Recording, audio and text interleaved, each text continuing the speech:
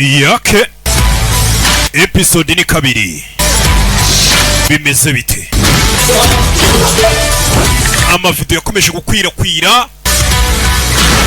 Hano hari abari kugenda bagaragaza amavideo, abana baninyuzuraga abandi, uko ikigo cyabahagurukiye ishami rya Mineduc ari kugenda ribirwanya ryitwa ERPB.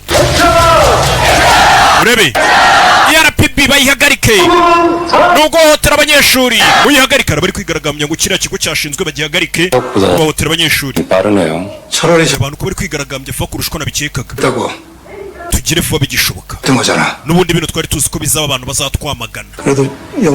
Buriya nimba hashyizweho ikigo cyemerera abashinzwe umutekano cyangwa se abishinzwe gukubita abanyeshuri, nta kuntu abantu batacyamagana. Kuko muri iminsi baravuga ngo umwana ajya kora icyo ashaka n'umukubita ngo bumuhohoteye.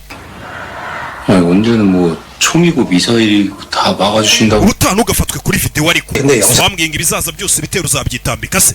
Yega ariko pana video. 아무것도 안 하겠습니다. 제 nta kindi nzongera gukora.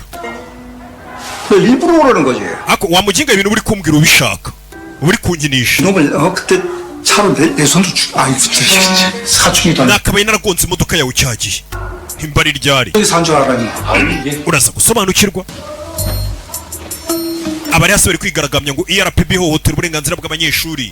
맞으려면 맞아야지. hanze hari abanyamakuru reka njye kubareba. 장관님 교권 보호국이 뭐 하는 거? Minisitiri w'uburezi ERPB ubundi ikora iki? 발의하셨던데 지원고 사건 때문입니까? ese impamvu mwashinze kiriya kigo ni ukubera iki? 할 수 있다는 게 핵심인가요? 그럼 기존 차별금지법은 어떻게 되는 건가요? 폐지하시는 건가요? ese abavuga ngo bagihagarike murabivugaho iki? 시어던 8% urebe 돌아갔다는 평가가 있습니다. uburenganzira bw'abanyeshuri ntabwo mubwitayeho. 장관님. gira icyo tubwira minisita. Minisitiri w'uburezi uburenganzira bwa muntu turabota. 했습니까? uvuze uburenganzira bwa muntu.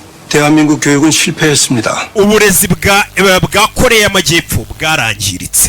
ndagira ngo wumve amagambo neza witonze hano.